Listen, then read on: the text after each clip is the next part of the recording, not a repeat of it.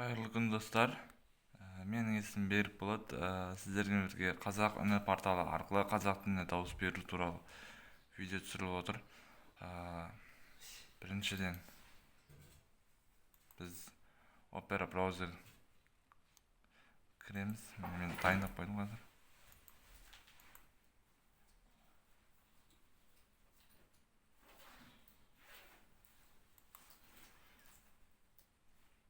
Қазақ үні бірінші порталды іздейміз, яғни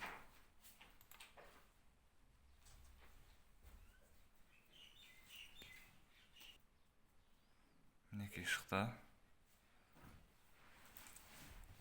Ашық хатқа қол қою.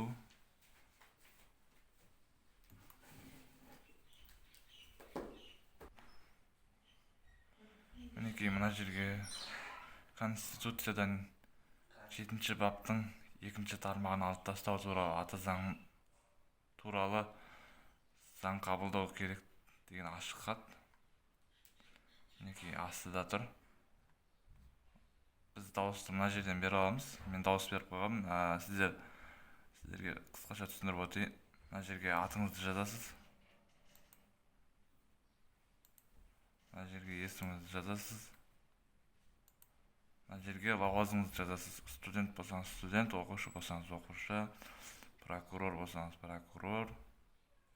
Тағысын тағы. Енді мен өзім студент деп белгіледім, мінекей. Сосын мына жерге қол қою деген жазасыздар. Қол қою дегенді белгілейсіздер. Естеріңізге сала кетейін. Бұл жерде бір адам бір-ақ рет қана дауыс бере алады.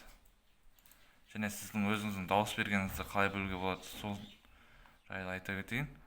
Мына жерден біле аласыздар.